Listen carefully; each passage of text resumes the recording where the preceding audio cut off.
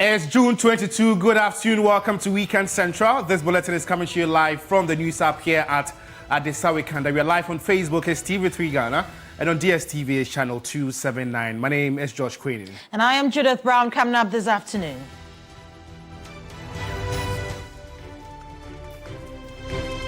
This afternoon, Iran warns of serious consequences after U.S. bombed 3 major nuclear sites in Iran, bringing the country directly into the Israel-Iran conflict. An executive director of the African Center for Parliamentary Affairs, ASAPA, Dr. Rashid Draman, calls for the reconstitution of the Privileges Committee of Parliament with non-parliamentary members.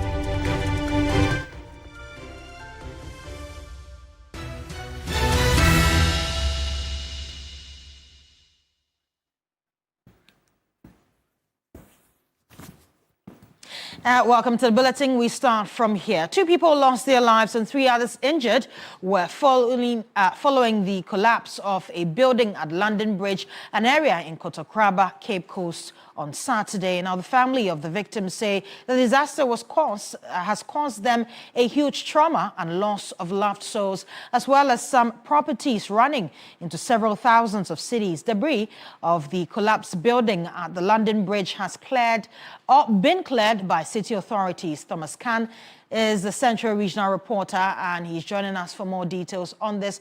Thomas, what do we know about the victims so far?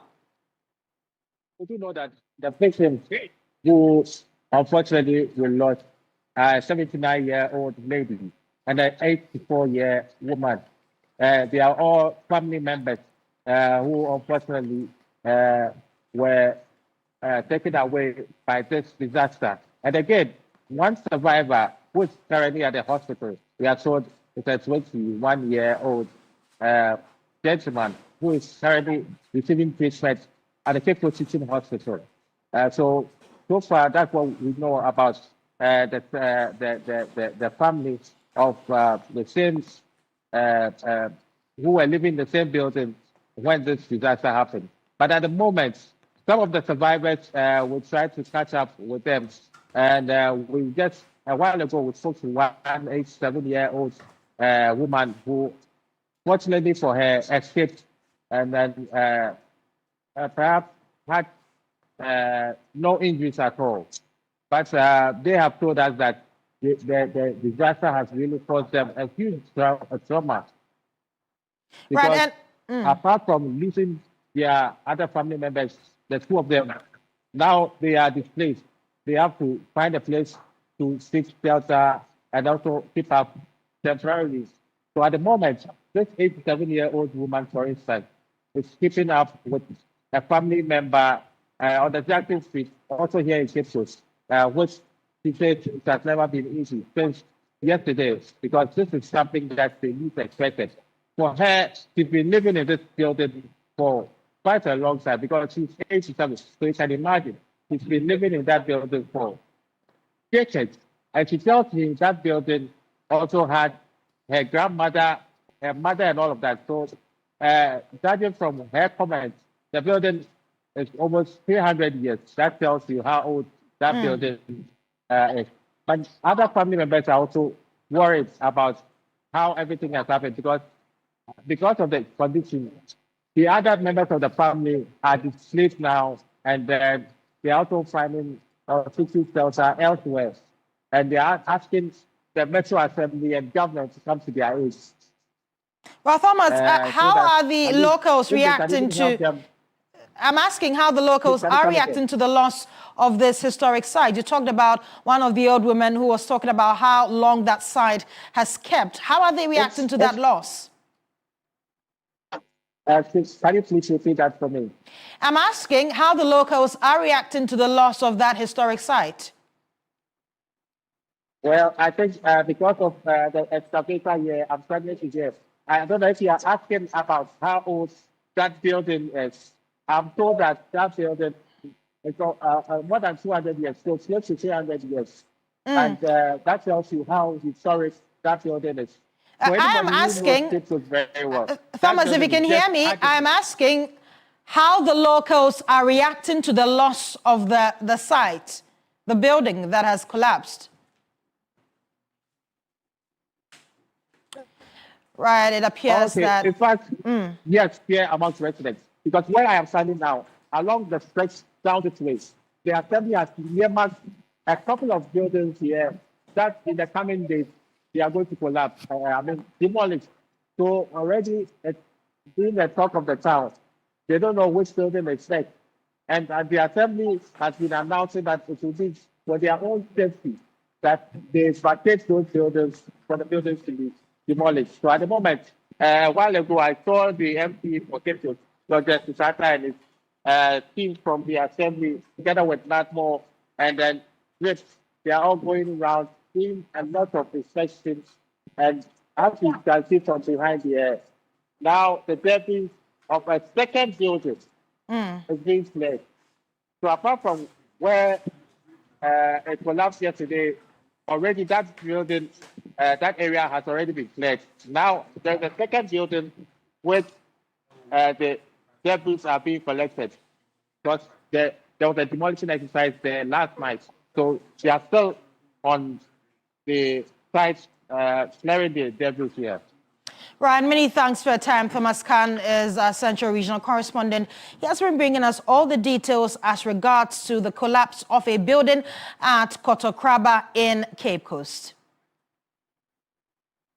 Well, in more news this afternoon, the U.S. bombs 3 major nuclear sites in Iran, bringing the country directly into the Israel-Iran conflict. U.S. President Donald Trump says the strikes totally obliterated Iran's nuclear enrichment facilities and tells Tehran to make peace or face far greater attacks in future. Thank you very much. A short time ago, the U.S. military carried out massive precision strikes on the 3 key nuclear facilities in the Iranian regime: Fordow, Natanz, and Esfahan. Everybody heard those names for years as they built this horribly destructive enterprise. Our objective was the destruction of Iran's nuclear enrichment capacity and a stop to the nuclear threat posed by the world's #1 state sponsor of terror. Tonight, I can report to the world that the strikes were a spectacular military success. Iran's key nuclear enrichment facilities have been completely and totally obliterated. Iran, the bully of the Middle East, must now make peace. If they do not, future attacks will be far greater and a lot easier.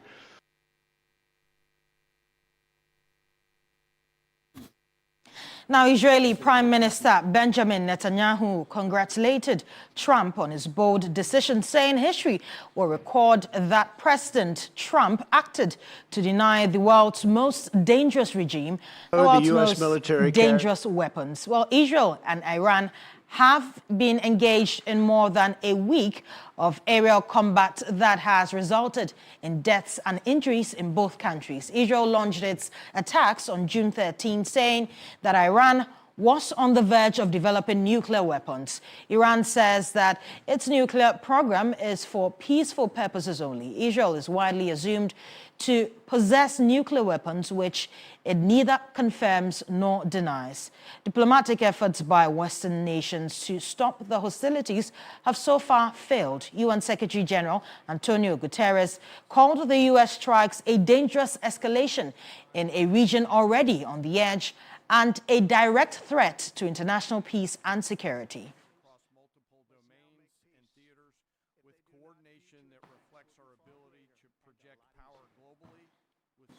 Well, Duncan Amwa is Executive Secretary of the Chamber of Petroleum Consumers. He joins us for more on this. Duncan, how do you expect global oil prices to react in the short term following the U.S. attack on Iran? Kemi, let me say, against all sound intelligence advice, the United States has clearly made the world a more dangerous place per this latest move. You are dealing with countries that are simply not likely to be obliterated, per the words of the Intel chief. You are dealing with countries that have resolved to respond in equal measure. Right. Again, If you read an advice last night posited by Bernie Sanders, one of their Congress people who was in line to become a president, America taking this action would simply drive up a lot of trouble.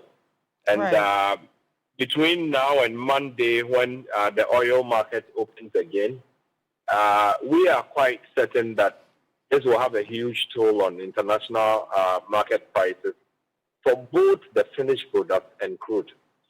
You are not looking at a situation where Iran will continue to sit idle. It would have been advised that the United States played a bigger brother role between the two feuding nations. But once it has taken sides, and then if you hear the Iran foreign minister this morning indicating that they are looking at talking to Putin on a response. And you know how far murky the situation is already between the United States and Russia, another nuclear power. We simply have been, the world has simply been made a much more dangerous place. And this clearly will have a sharp effect on oil prices tomorrow when international markets come back online.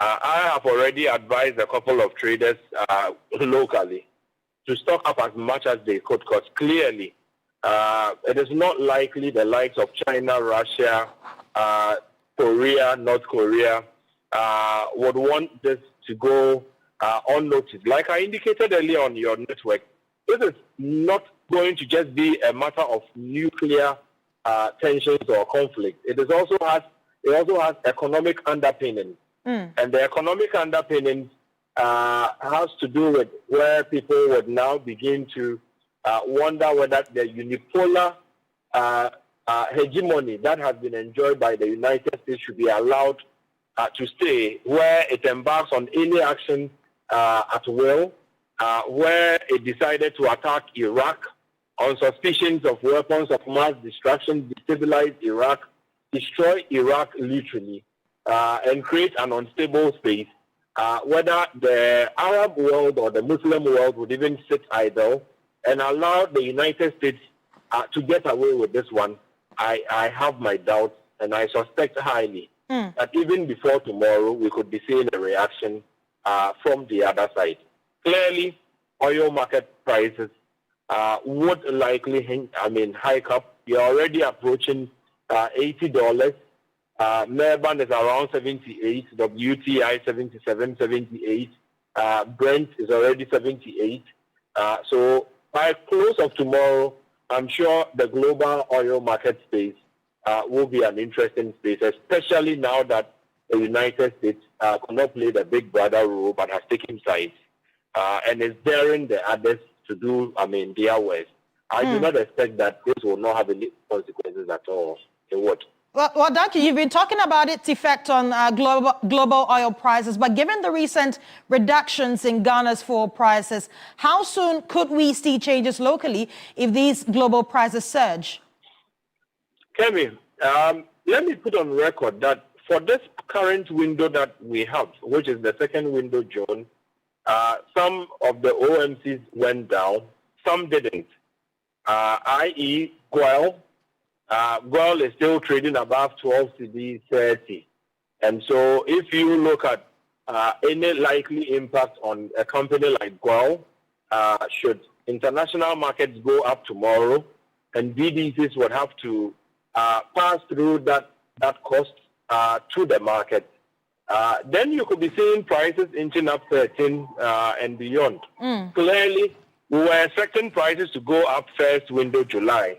But as to whether the BDC market space can even wait any longer, in view of the fact that there could be some price surges effective tomorrow and Tuesday, we are likely to end up with some of the OMCs that even went down reversing their prices, because clearly, like I indicated, this is not one of the actions that will not go unnoticed. The global stage is setting for a more dangerous as you call it, revenge from both the Muslim world, the BRIC bloc, and then again other countries opposed to the United States economic dominance, particularly China. So you do not expect that this will probably go unnoticed. And once that effect comes, like I indicated, I'm sure by tomorrow around this time, you would see crude prices surge.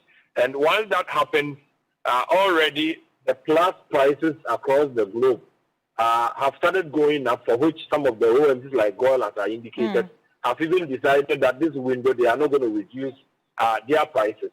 So if you wake up tomorrow and there's any change or net effect on prices of oil, chances for OMCs that went down this window to reverse that reduction, chances for BDCs to want to ensure that their investments or their business capital is not wasted or watered down, you could see by the close of tomorrow a certain reaction or a certain trend as far as the Ghanaian oil market space is also concerned. It is very fluid at present.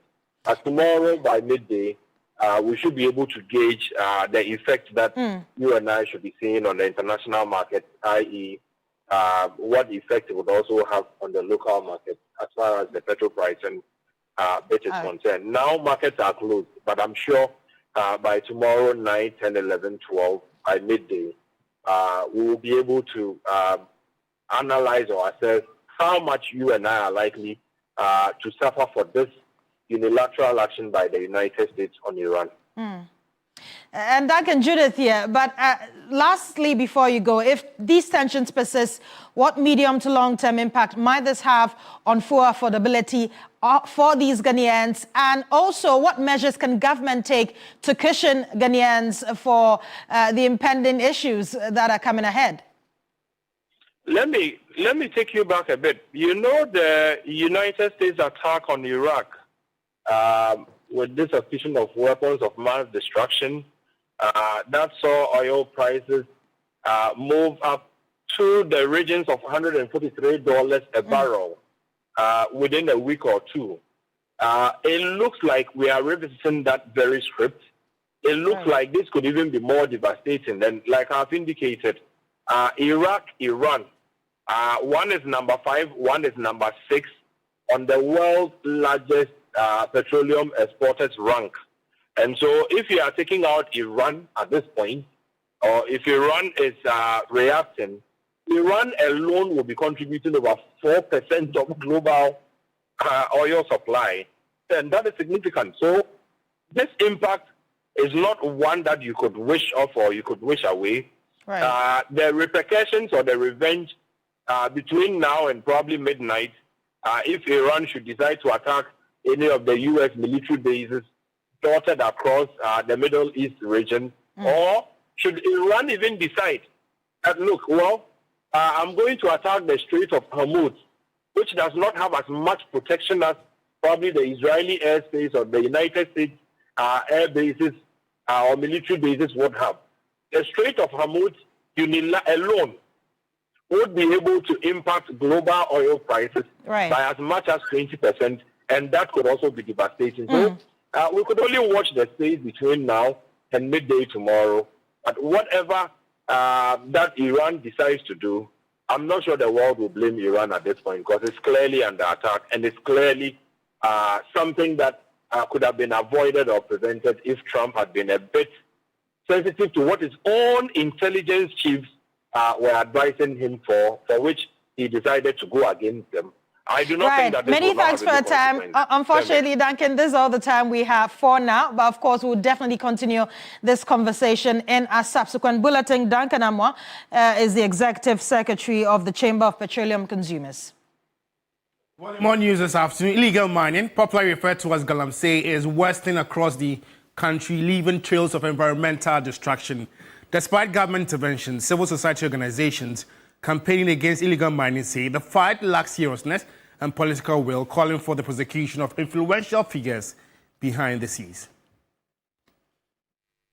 Illegal mining continues to wreak havoc, leaving water bodies polluted and forest reserves depleted.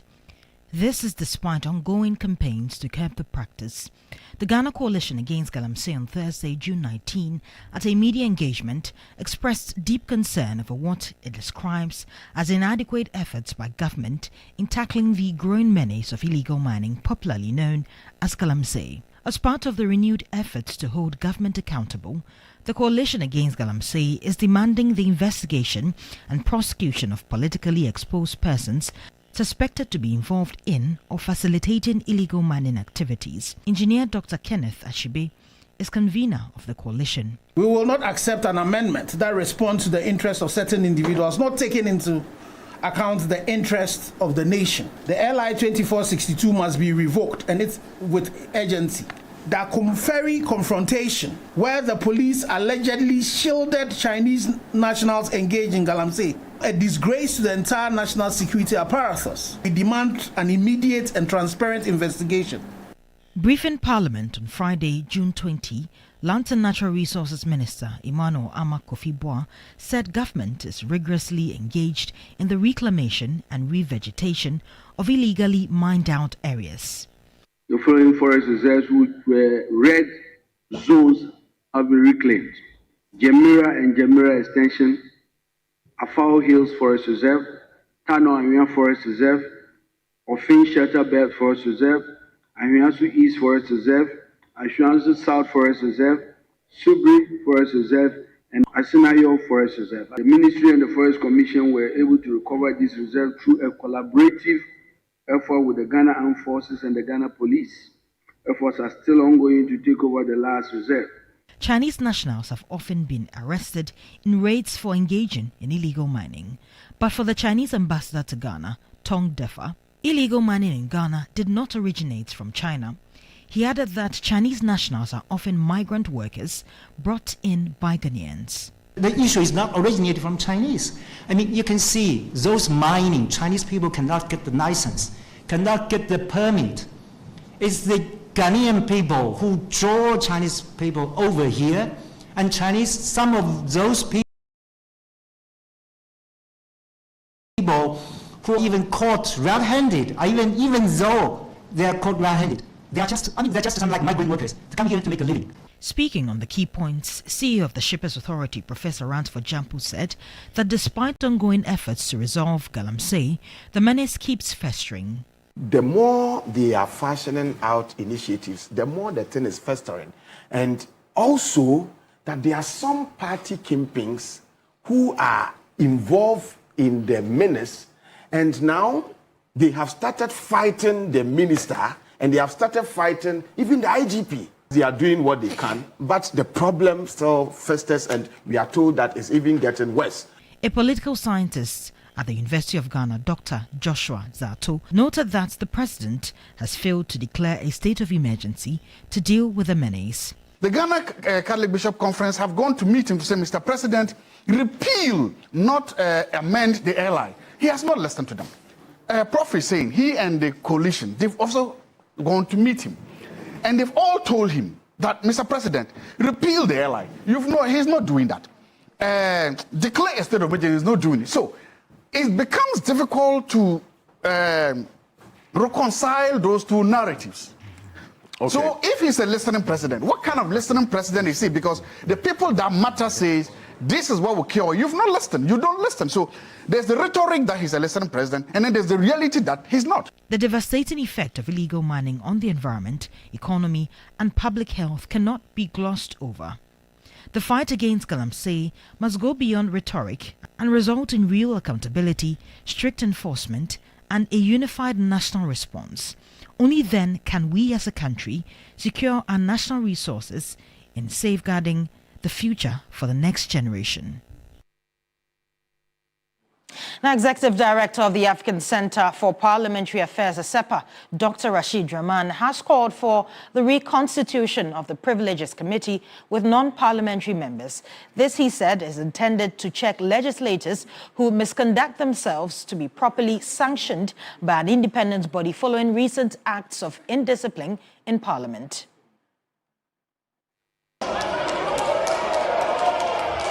Shakespeare's lesson on authority re-echoed by Speaker of Parliament Alban Bagbin to legislators after an apparent blatant disregard of the first Deputy Speaker by Member of Parliament for Efidiasi Asokore, Dr. Ayu Efriye, during sitting on Tuesday, June 10.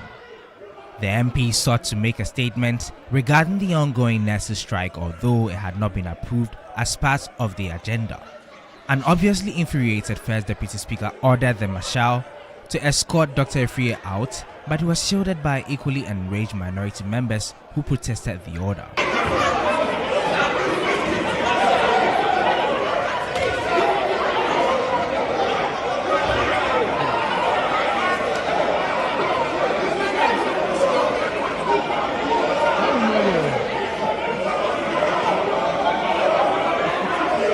Proceedings came to a halt without the Marshal executing the order.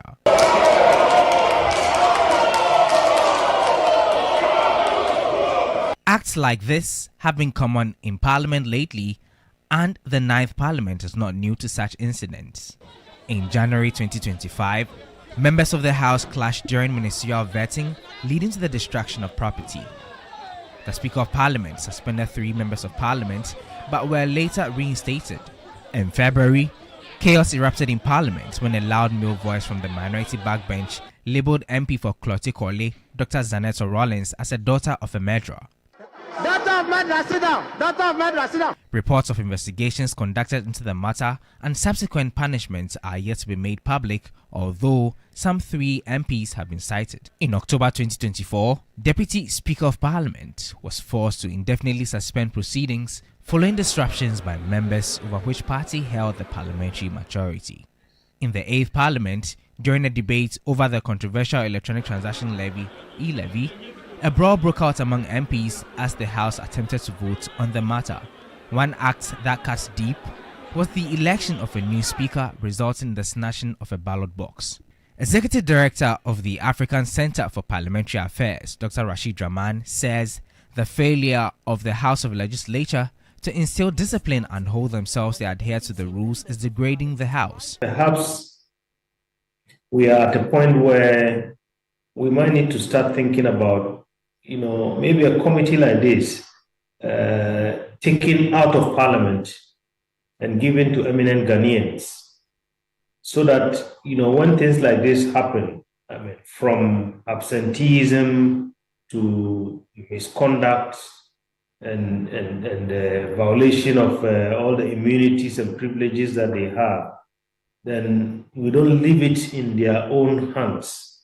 He, however, avers that some rules will have to be amended to improve democracy in the country. We need to allow or begin to think about a situation where urgent questions, for instance, don't necessarily have to be admitted before a member can rise on the floor and make a statement, because if there's a crisis in our country and members want to express their views, the rules say the question or the statement has to be admitted before you can do that. For me, it stifles democratic discourse.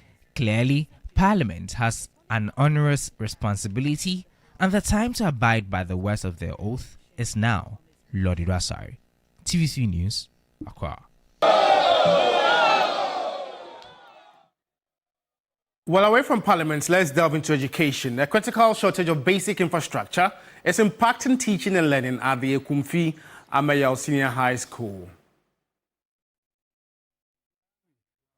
And clearly, this will impact teaching and learning in the school in the Western region.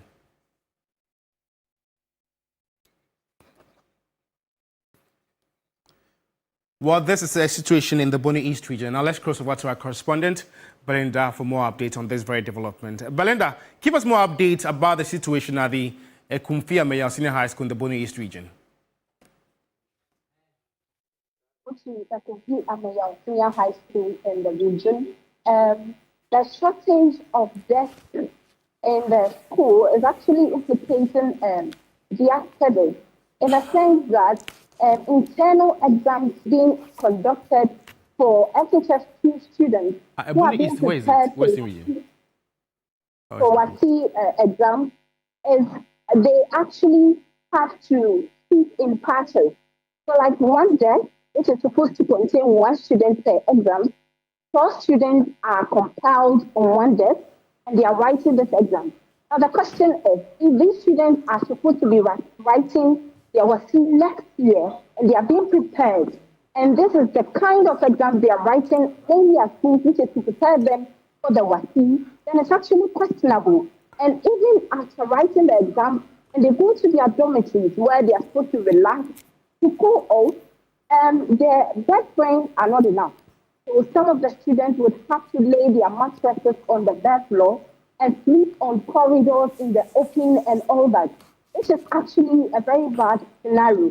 Now let's listen to what some of the students have to say. And how is this situation affecting students, Belinda? Right. So it is affecting them in the sense that, and like I said earlier, they are SHS2 students. They are being prepared for their end of school exam, which is the WASI. So they are being patched together to write this exam. And we all know that going into the WASI, you are not allowed to even sit through. So then, if they are being the internal exam, which is supposed to prepare them for this WASI exam, they are sitting in such patches. How prepared are they for going into the upcoming WASI exam? It's actually a question. And speaking to them, I've actually been speaking to some of them off camera who are not ready to speak on camera. They tell me that whenever they finish their exam, they realize that they are feeling body pains, their whole body is aching. And so even preparing for the next exam becomes a problem because they are feeling sick and they are not able to learn for the next paper that is coming. Let's listen to what some of them have to say. In this school, it is very, very disturbing in such a way that some students have to pair with other students, their colleagues, so that they can get a place to sit. For instance, when we are about to write our exam or during the examination, students lack chairs to sit on personally to write their exam. So some students have to also perch their colleagues so that they can sit somewhere and write their exams, and that is very disturbing. And talking about the beds also, the beds are not also enough at the dormitory, so some of the students lie down, like lay their beds on the floor and lie down on it. We have problems on our furnitures. Sometimes students, we write on our laps, and talking of the beds too, we sleep on the road. It's really not helping us. It's affecting our studies. So we appeal to the government that the government comes in earlier to support us with furnitures and beds so that it improves our academic studies. Belinda, before you go, parents are stakeholders in this very situation. What have they been telling you? Right, now this is where the situation kind of gets complicated because these parents have been speaking to some of them who tells me that the headmaster of the school have taken some money with the idea of getting some of these furniture for the students, which they paid. And some tell me that they paid 300 cedis. One also tells me that they paid 360 cedis.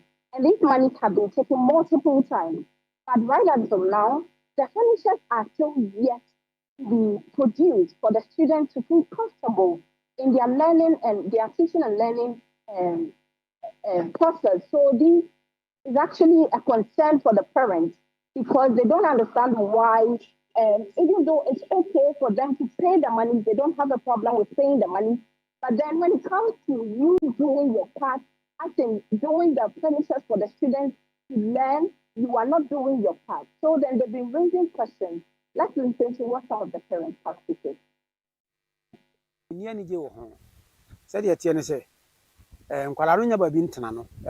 We're there when the headmaster informed us that the furnitures are not enough, and so parents should contribute some monies to help do some of the furnitures for the students. We're all asked to pay 300 cedis, but up till now, these furnitures are yet to even come. These monies have been taken multiple times, but we are yet to see any outcome of the monies that have been taken. This will have a lot of negative effect on the students because this is a situation where one student is supposed to sit per desk. But here is the situation where 4 students are sitting per desk. So if all their answers are the same, who will you blame? And so for a PTA meeting. Emma headmaster table. The headmaster informed us that the students' desks are not enough, so we had to contribute some monies. He made us pay 360 cedis each. Now, recently when the students were writing internal exams, my son came to tell me that they didn't get tables to write on. So out of curiosity, I sent my cousin to go and verify.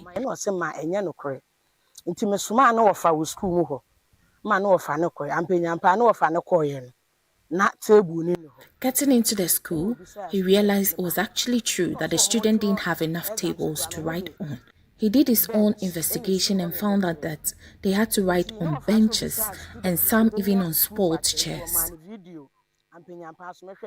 So I went to the school to confront the PTA chairman, who confirmed that indeed they took the monies, but then the headmaster is yet to make the tables and chairs for the students. So we want to plead with the headmaster to make the tables and chairs he promised for the students so they can have their comfort.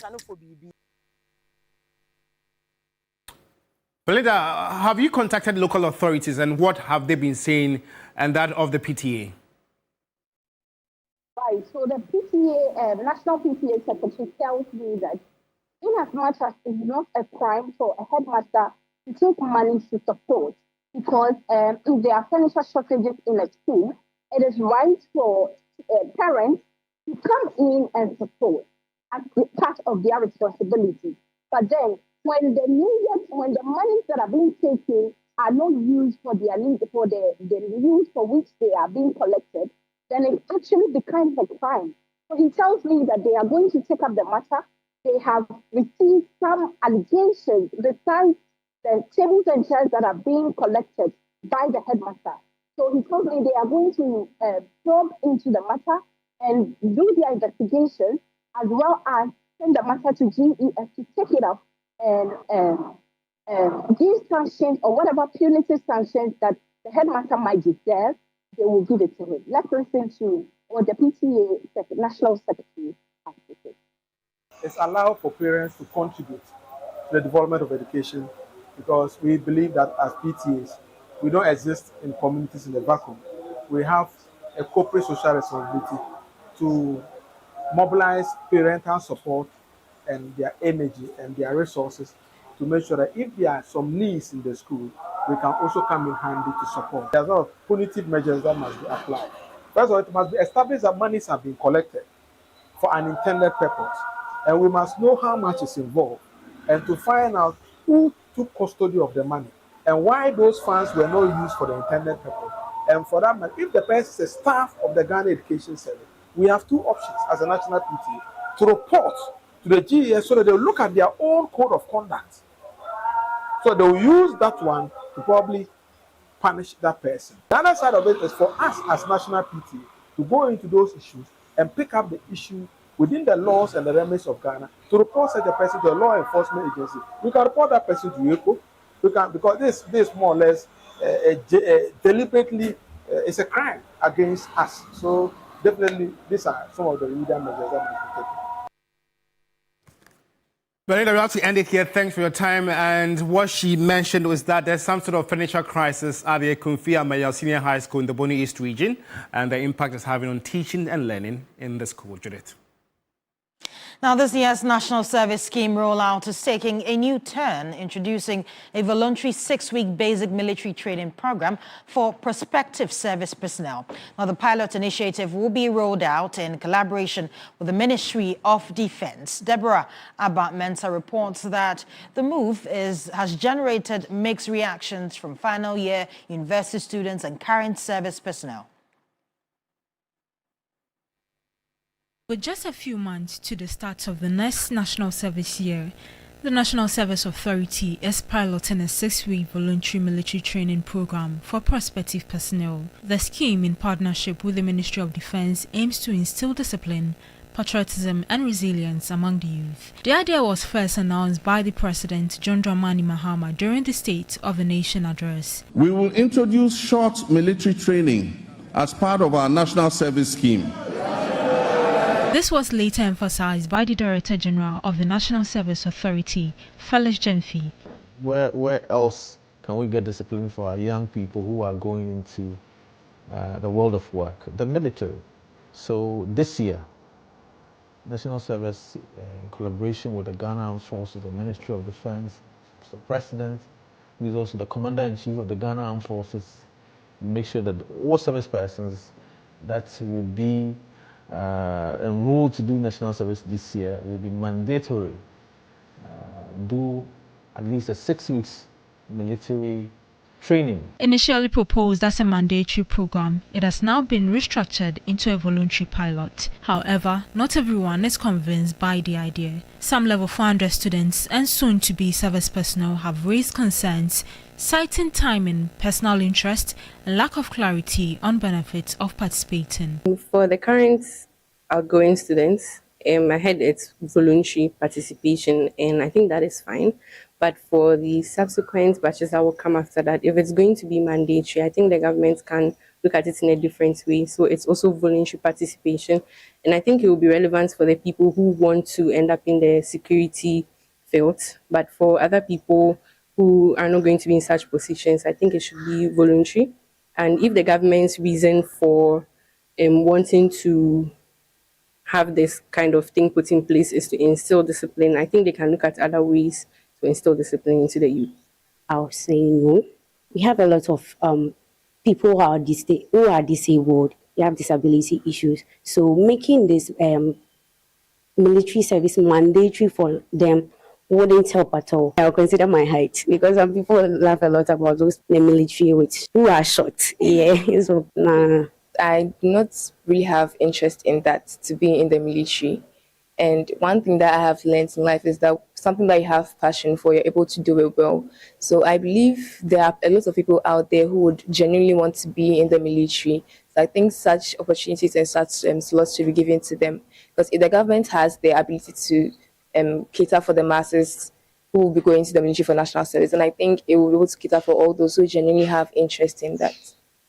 Personally, I think I don't have the physical stamina to be involved in such a thing, and also it's not really something that I've ever seen myself in. But others, particularly those already undergoing their national service, say they wish such opportunity had been available earlier. I would have 100% given it my all. I would have volunteered for the program, because I feel it would actually help me as a human being in the society, make valuable contribution in the society. Authorities say the pilot program is also expected to help build civic responsibility and enhance youth involvement in national security, especially amid growing security threats in sub-region. As the debate continues, the National Service Authority says participation is entirely voluntary, and feedback from this pilot will shape the future of the program. For now, prospective national service personnel have a choice to embrace the drill or not. What remains to be seen is how many will sign up. You're watching Weekend Central, the first bulletin for today, Sunday, June 22. We're going for a quick commercial break. We're back with more news. Stay with us.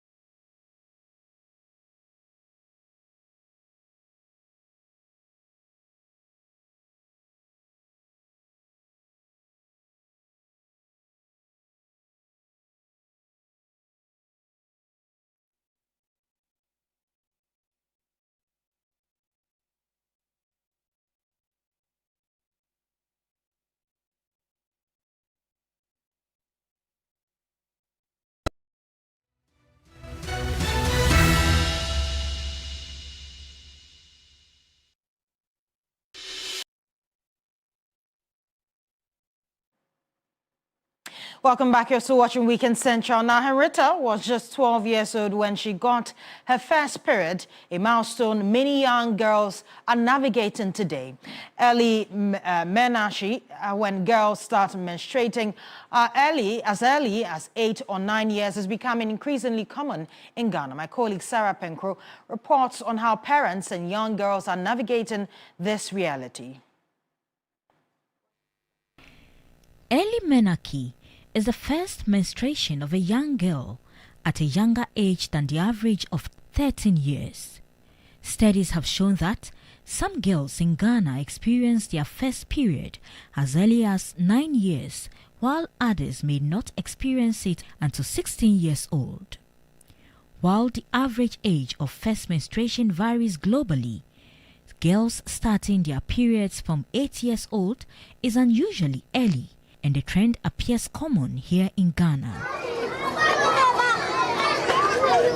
Henrietta Ankra had her first period at the age of 12. She had no idea what was happening to her body. When I wake up from the bed, and I told my mother that my pants are spoiled, it feels like your stomach will pain you, but it is not your stomach, it's your abdomen. So my mother gave me some para or something, then I'll take it, then I'll sleep. Henrietta had her mother to guide her. She told me that now I'm a lady, I can born. So I should not have any sex with a man. Her mother, though worried when it happened, had some consolation.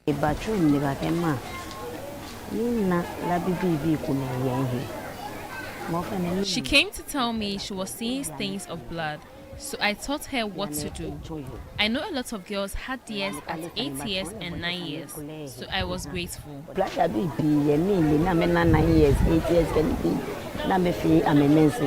It is no secret that girls who experience early menstruation are more likely to engage in early sexual activity, increasing their risk of teenage pregnancy, induced abortion, obstructed labor, and maternal mortality. So, her mother was watchful over her daughter.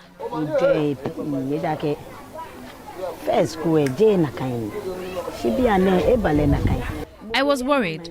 It wasn't like that. These children don't know much, so as parents, we need to guide them.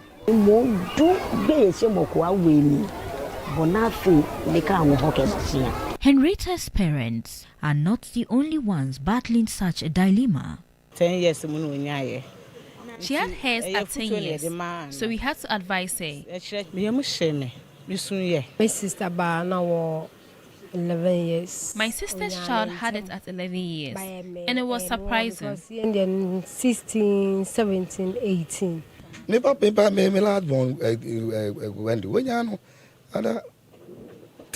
My last born had hers at 10 years. Times have really changed. First, we be now a 16, a 18. 14 to 15, okay, 15 and many households have had a child or two experience early menstruation, and there is considerable confusion about the underlying causes. It's quite challenging to identify, into details, what really is causing the change. Multifactorial. And then also look at future implications of having early menarche. While early menarche tends to be associated with a longer reproductive period, and therefore often coincides with a later menopause, it does not guarantee it. The transition from childhood to adulthood, that period called adolescence, it's a period where there are a lot of challenges. So if they are not monitored well, adequately, around these periods, they could easily get pregnant. And you can see that the reproductive system of that girl may not be well developed. So if she gets pregnant then, the likelihood that she could get some complications. There is need to intensify adolescent reproductive health education at the primary level to ensure every girl child is well equipped with knowledge to handle the moment when it arrives. Sarah Apenko, TV3 News, Accra.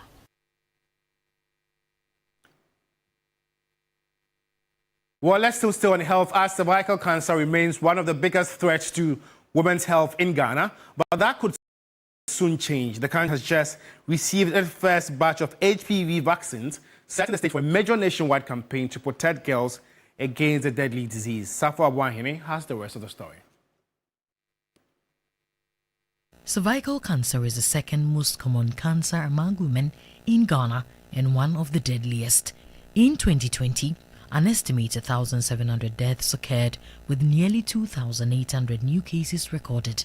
In a major step towards preventing cervical cancer and protecting the health of girls and women, the arrival of the human papillomavirus vaccine in the country can be a game changer. Launched the campaign for the rollout of HPV vaccine, which will happen in September. And then the Ministry of Health will be responsible to launch that activity itself. What we are doing today is to try to get every Ghanaian at all corners, everywhere in Ghana, to support us so that together we can put cervical cancer as something of the past. For years, health experts have waited for this moment. We found that about 70% of sexually active individuals carry this virus, and so it gets passed on through unprotected sex that rapidly. So the news of this vaccine, it's more than welcome. We as a society are very delighted that the talk is now materializing into action. The only caution and concern we have is sustainability. We have the hope that in the future we can even extend this to boys. As the service leading this charge, the Ghana Health Service has rolled out a plan for the vaccine enrollment.